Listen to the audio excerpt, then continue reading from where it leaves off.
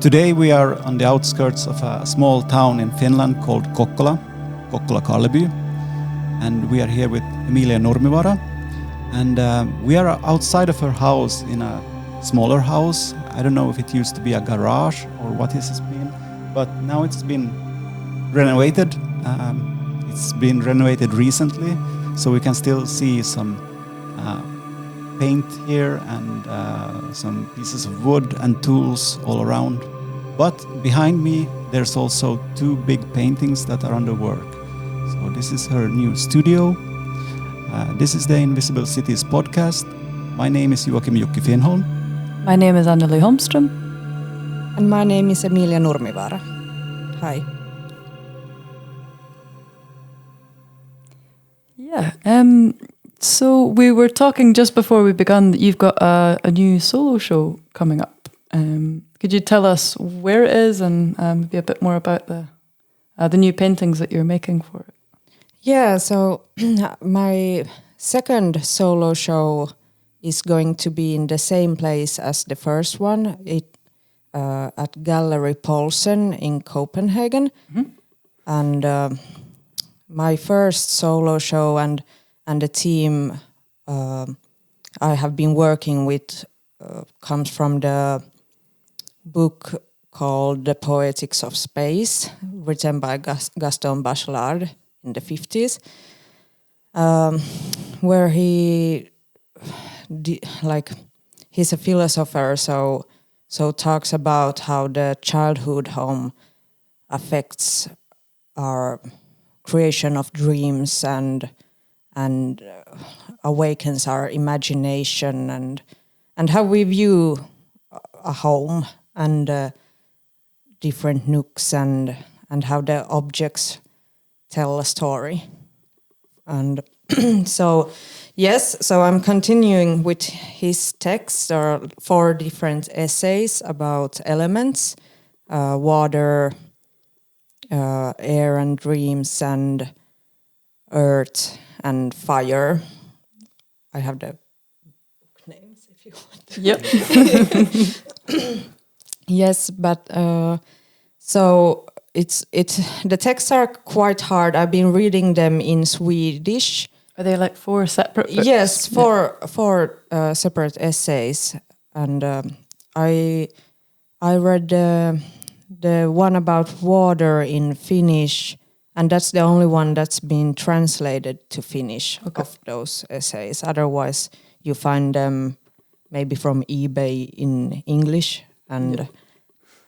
but I found in an old Swedish antique store in Swedish. But yeah, so I try to combine kind of the elements into my interior paintings, because people have told me that it looks like it's underwater, or it looks like there's a wind blowing in my paintings. But I don't want to make it too obvious in a way but then I also want to make it obvious. So, for example, in one of my painting, I just put seagulls flying in the room. Mm-hmm. And but otherwise I feel like the different elements are quite obvious. Like you have your house plants, the earth, and watering the house plants, and making food with fire, and having candles, and kind of all those elements are already there, but we just maybe don't think it about in that way. And then I started to kind of think about all the other elements. For example, that painting over there, I just it came to me that this is the house of light. And it's this first one. Yes, yep. Because I'm in many of my painting you see these small table lamps and lights in general, and so there's a huge lamp hanging from the ceiling, and then there's the sunlight coming. And so is that something you thought about after you had like maybe we should also talk a bit about your process for like people that like how you build up paintings from your found images and what kind of spaces they look like. So I paint from my childhood home, usually from the dining room and the room that we call the round room, because it's kind of round in shape and has windows around. And between those rooms, there's like this pair doors with antique glass frames, or what do you call it?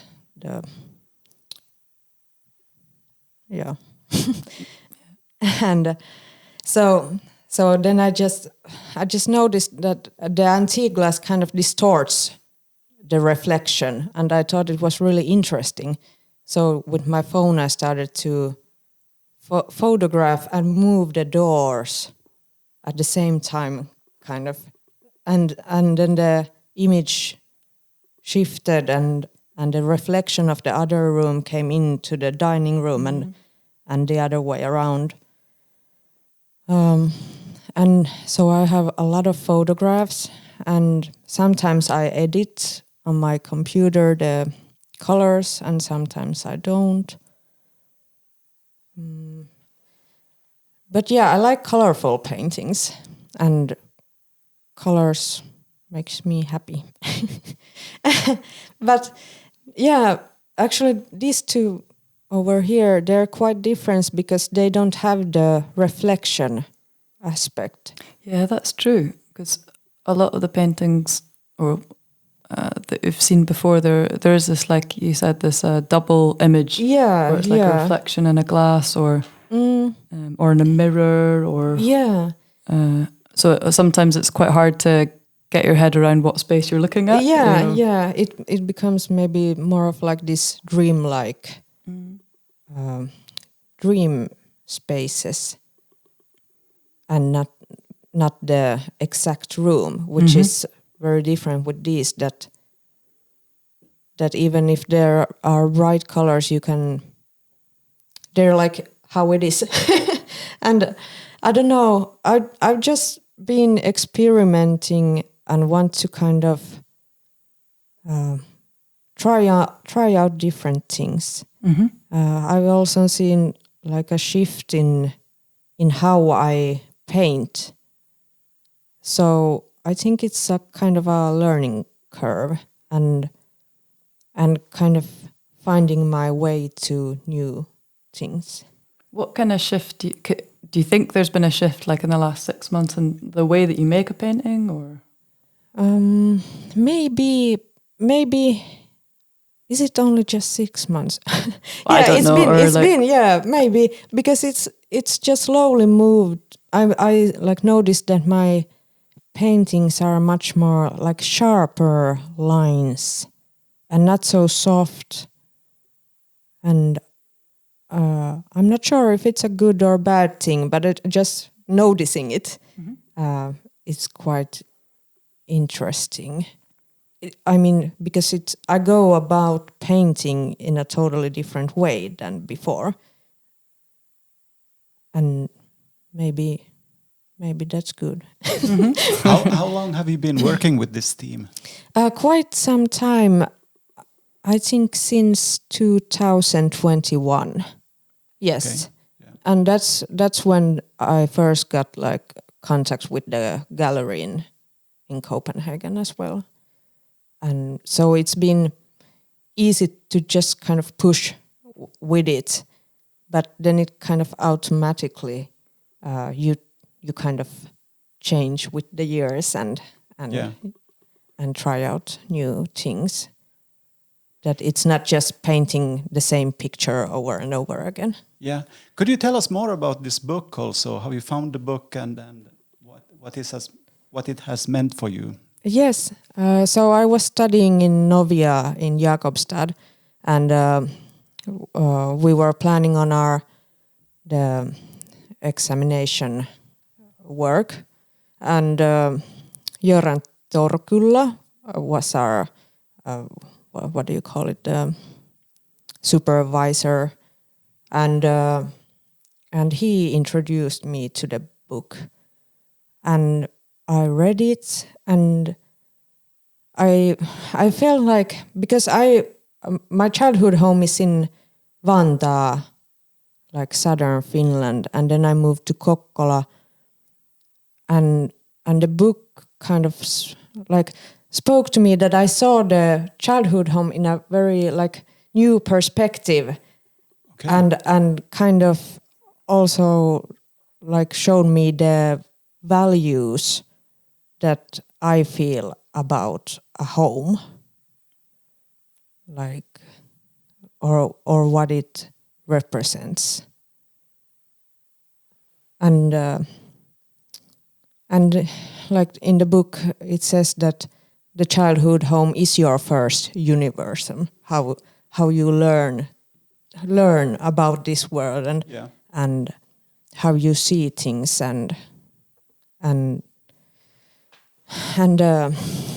like it's an old house, so there's like these antique cabinets, and so I think they're kind of automatically awakens your imagination, like but so where I live now, so I notice things from my childhood home that I kind of bring also to my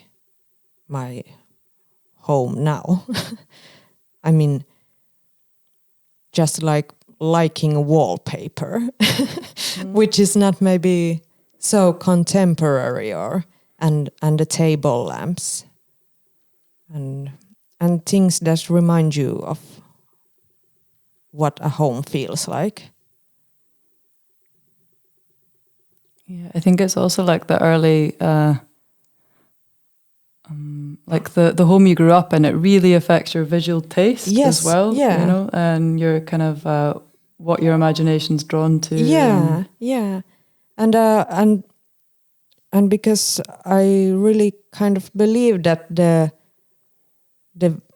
or at least for me, like I need the visual, like for inspiration. Like I need to have these things to look at in the house.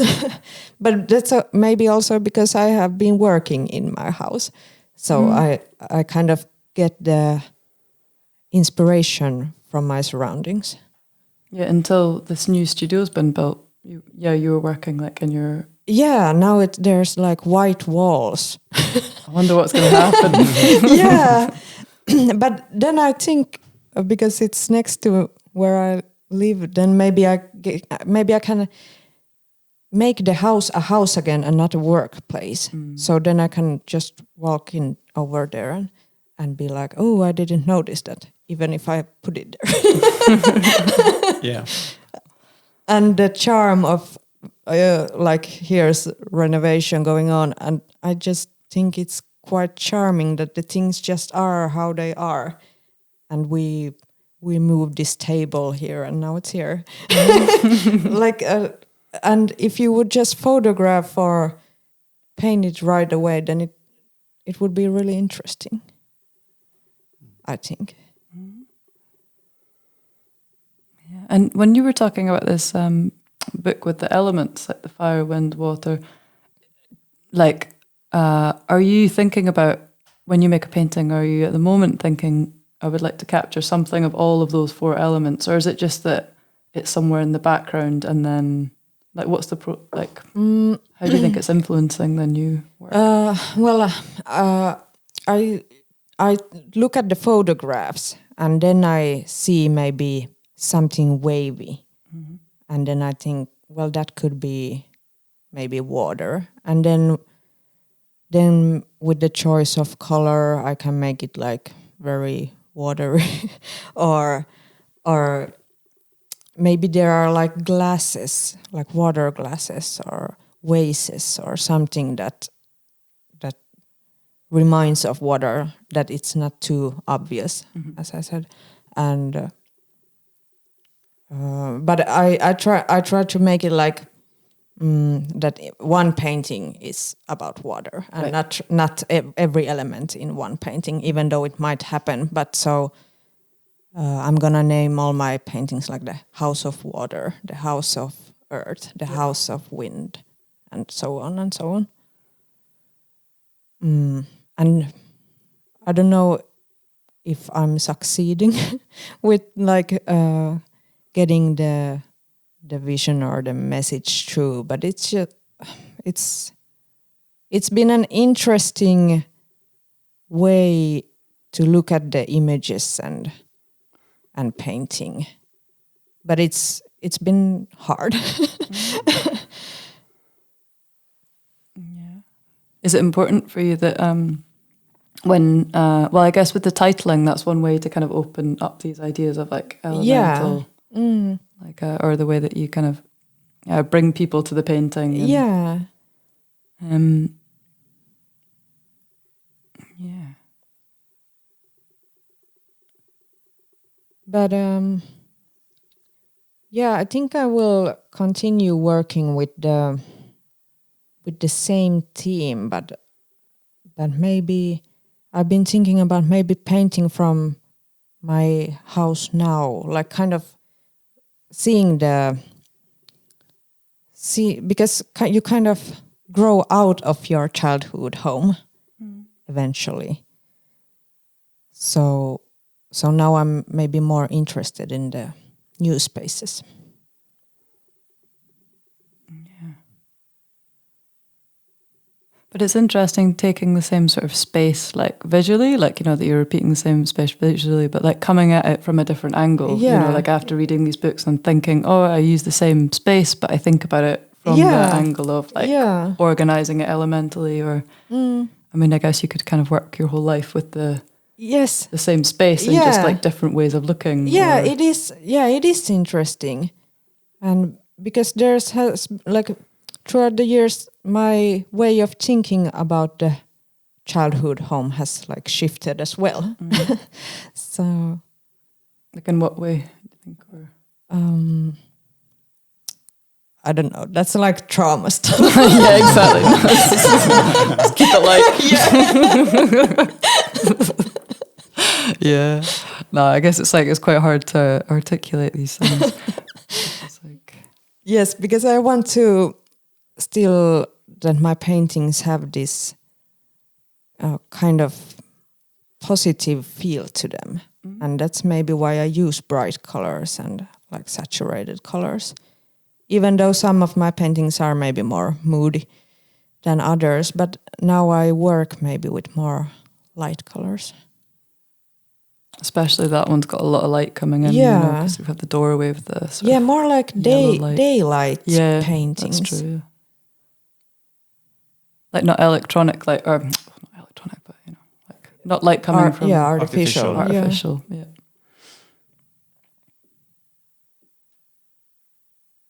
Yeah, one thing I noticed is maybe there's not like multiple images, like in terms of the reflection in these paintings, but there's like there's lots of windows and frames and like other ways of creating these multiple spaces.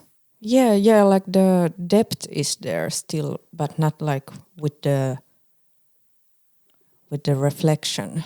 And that's actually, now that I look at it, so there's like a door opening, so you still see the other room. Yep. Yeah.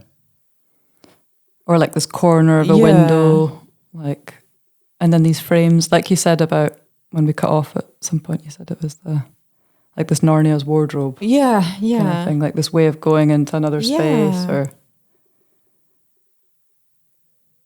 doorways. And I actually like those are like very different from the reflection paintings, but I still feel like they're like me, and like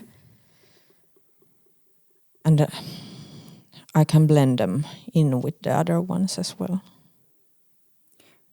When you're preparing paintings for an exhibition with the gallery, do they kind of have any like expectations of what kind of size you're going to make, or how many works, or? Well, yes, about the amount of works. Yeah. So so when I talk with my gallerist, I might say that I can give you 10 paintings, and then he's like, I want you to give me 12, and then we'll see how it goes. Because no, of course, more in a solo show, I think it's good to have many paintings, but I don't feel so pressured about it now that I used to. Because it's better to make like good paintings than to rush just to make more. And Definitely, yeah. Do you find that you make like a lot of paintings and then you edit, or do you have in mind like, right, I've got these 12 paintings that I kind of have loosely plotted in the head? Or Yeah, I like when I know that a show is coming, I plan, like I choose the photos that I know that I want to paint, and then after that I kind of wing it or like see that, because you don't see it right away, but then you work sometime and then you look at the pictures again, and then something new might pop from there.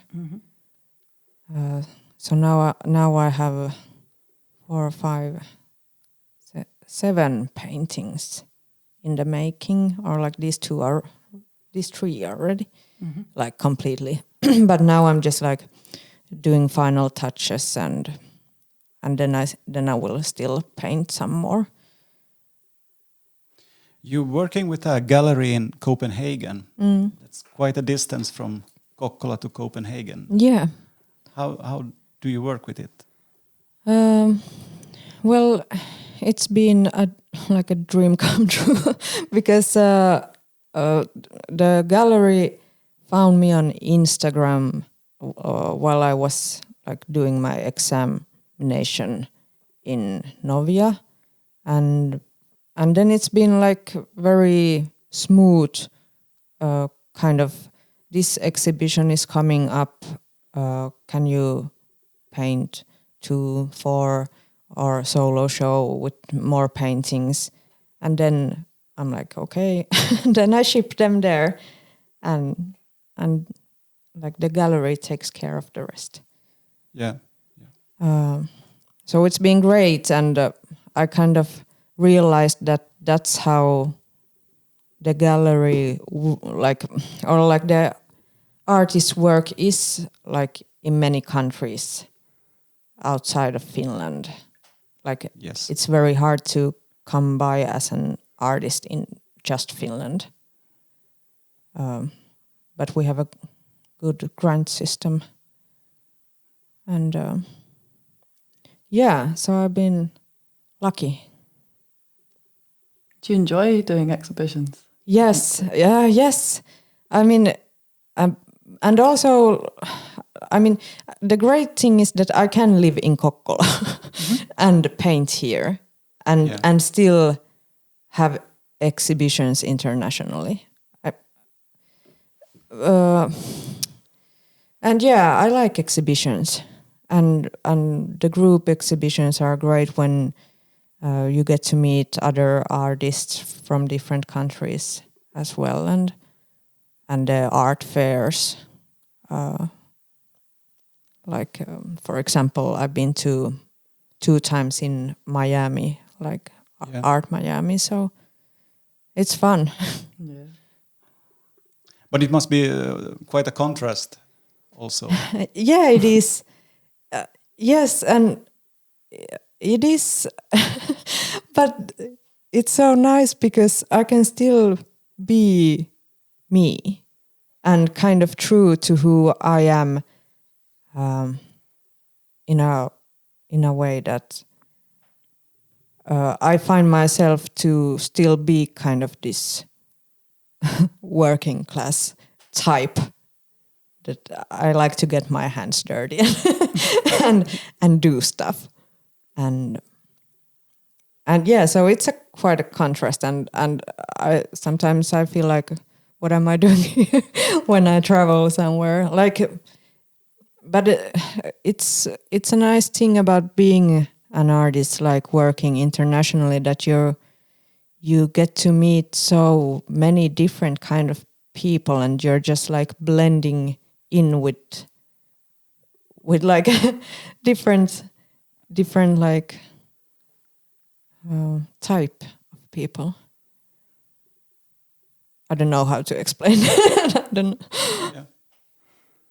Do you meet the same group of artists often for these like art fairs? So I guess Poulsen has a like a roster of artists. Yeah, so pretty much the same artists, and mostly from New York. Like he has many artists from New York, like the gallerist, and I'm in this group of Scandinavian artists. So it's usually the same group. I think last time we talked a wee bit about like finding your community, like your artist community after college, and I mean, how has that been for you? Like, kind of getting feedback outside of graduating, and is it important to you, or do you feel like it's?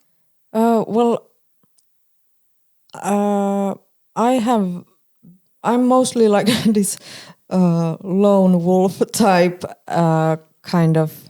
I mean, it's great that I get feedback from my gallerist. Mm-hmm. I think that's been like really good. But I don't know. I have this weird, or maybe more when I was younger, that I need to make this on my own and figure this out on my own, and I don't.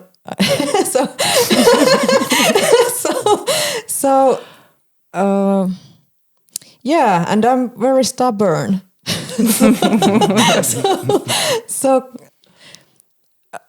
Yeah, I don't know. I mean, but artist community, like I don't have artist community here in Kokkola. So it's lonely work, but I have kind of always worked in that. So I just have to trust the process. Yeah. You know what you're doing. No, I don't always know what I'm doing. But I think a lot of artists are like that when they're in the making process. Yeah. And maybe like outside input isn't that helpful. Sometimes. Yeah. Yeah, and then maybe it's because I'm painting like my home, so I can't. It's hard for someone maybe to say how I should see it. I don't know if that makes sense. It's so personal. Yeah, yeah. And then it's hard to, maybe for me, to take. I mean, I can handle like criticism, but feedback. I mean, because all the paintings are like also kind of individuals.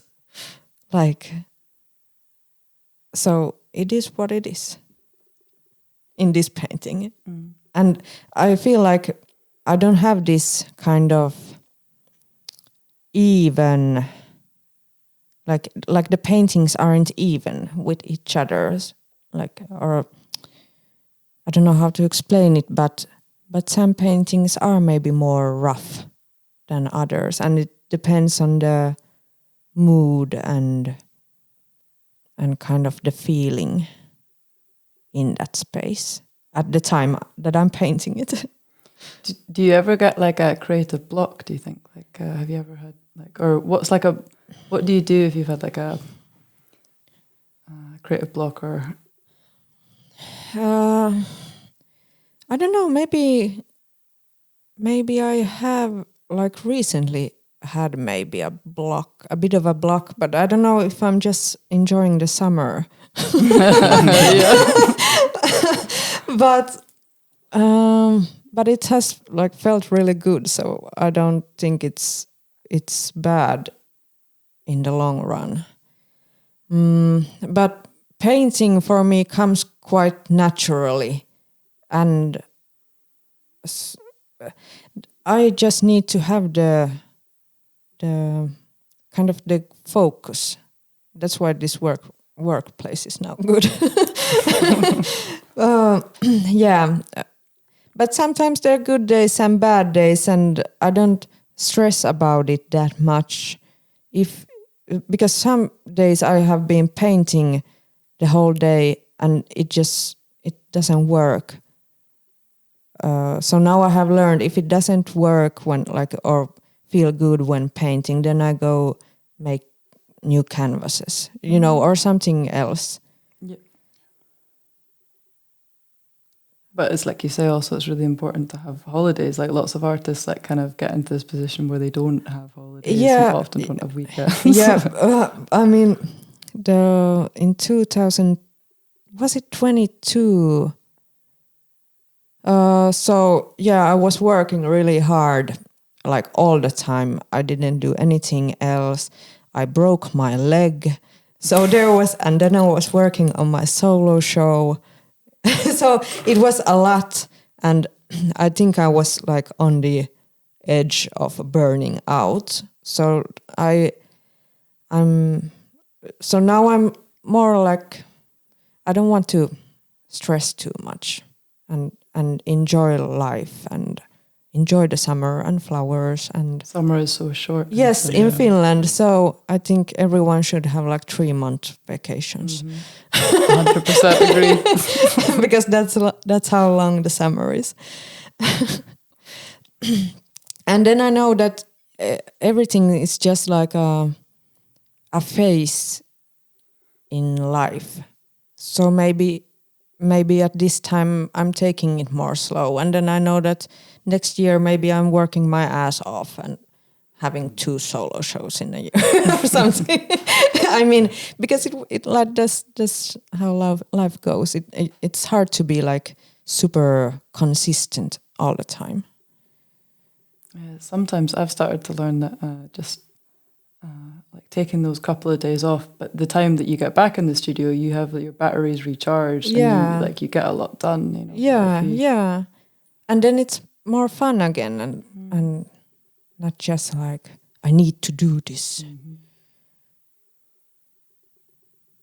Yeah, it's really difficult for me also to separate the work and free time, because they all get blended together. I mean, you can be thinking about the project all around the clock. Yeah. Even when you're home doing other stuff, you're kind of working in your mind. Exactly. Also. Yeah, so it can be quite like heavy on the mind as well. Yes. Have you got any like dream paintings that you would like to, like if you had all of the materials and all of the space and like a dream painting, like some image in my mind. Yeah, like I mean something that you would really like to work on if you had.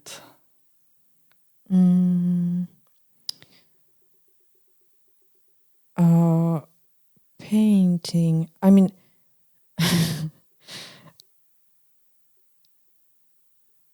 I don't know. Maybe.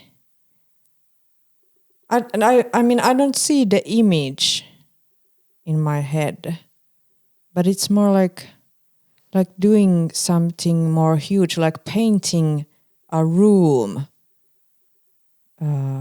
that feels like my painting, and then fill it up with my paintings. And then having maybe this antique glass so you can reflect everything. I mean, this huge kind of installation thing. Something like that could be really cool. Yeah. Awesome.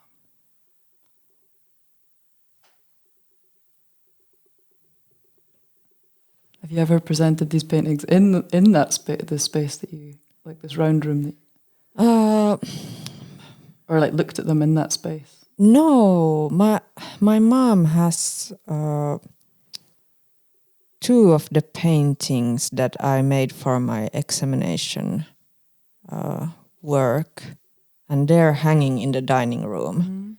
But I feel so weird about it because I'm like, but that's not the dining.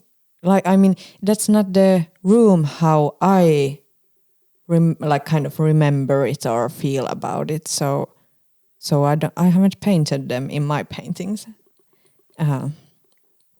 which could also be interesting, like painting a painting. Layering it up of my even. painting. Yeah. Painter's inception.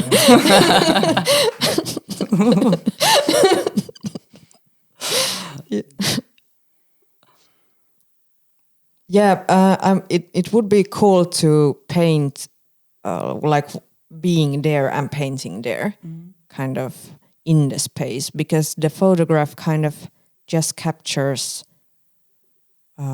in a way kind of just the flat what the lens sees, Like a section. yeah, because when you look with your eyes you see so much wider, so it could be interesting to paint like on the spot. Besides the solo exhibition, what else do you have in the future, like planned? Or is there anything in the schedule, or is it just... Oh, well, the gallery applied for Art Miami this year as well, like a double exhibition with me and one Chinese painter from the gallery, but it didn't go through, so we're not going there. But I suggested that we could have the double exhibition at the gallery at some point. But so now the gallery usually has this kind of same exhibitions every year, and art fairs. So in January it will be Art Herning and then in August the summer exhibition. Yeah, so I shipped one painting to the summer exhibition that's opening next week. But yeah, I'm focusing on my solo show now and try to get through it. Yeah. Have you got an idea of what the next 7 paintings are going to look like? I mean, you said that sometimes you have the photos and that's the starting point. Yeah, so I need to make at least 3 new paintings, but I have inside the house there are 3 paintings that I still need to finish. But no, I haven't looked at any pictures yet, and yeah, I think this is like House of Light, House of Earth, House of Fire, and I don't know what that is. Maybe that could be water. I was going to say there's a lot of sort of bended lines, and then that frame in the background looks like this sort of Arctic. Yeah, sea. yeah. There's like a paint. Yeah, so maybe or then it could be something abstract like a house of reflection or something. House of. But it's quite interesting with the titling though that you can kind of encourage people to look at the paintings in a different way. Yeah. You know? Yes, because otherwise I've been using very some words or 2 words from the book, like The Poetics of Space, but I'm running out of good names.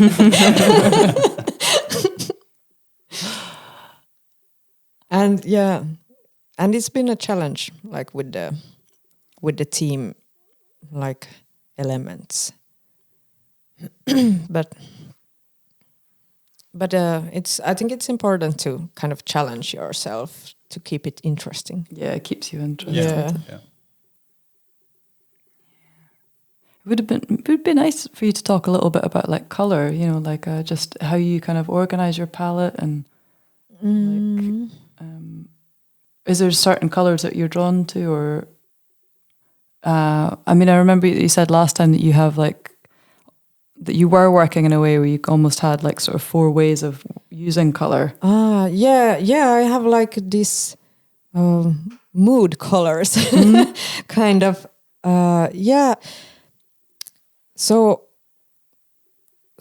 maybe the night scenes, like I noticed that they have more like these blues and oranges, kind of opposite colors. I work a lot of with those, and then I kind of just mix it with everything else. I'm not like very consciously thinking about color. They kind of, but I noticed that I use same colors, but then I have these kind of happy paintings with very bright saturated greens and reds and yellows and blues, and then I use pink quite a lot. But I don't know, because it's changed maybe how I view color from when we last spoke. Yeah. And now I'm working with more of these daylight scenes, so the colors are like more light and and more these violets. I mean, it's like sunset with the yellow and violets. I don't my use of color makes no sense. It was interesting what you said about like choosing like really opposite colors and then like, you know, merging them in between. Yeah. You know, like maybe. Yeah, I think it's a kind of a way to highlight things, to use the opposite colors. Like this is the focus point, or like the focal point. And then you can just mix it around. And that also kind of makes the shift between what's real and what's not, when you have maybe more these muted earthy colors in between those super bright or saturated colors. Yeah, it makes it slightly more like fantastical. Yeah. Yeah.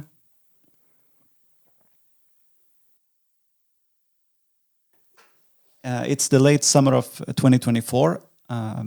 Autumn is not yet here, but soon it will be. So there will not only be colors here in this studio on these paintings, but on the outside there will also be colors in all the trees and everywhere else. It's time for us soon to move on to our next location, where we will be recording our next episode of this podcast. Thank you very much for listening to the Invisible Cities podcast. I am Jukki Finnholm. Goodbye. I'm Annie Holmström. Goodbye. Bye-bye.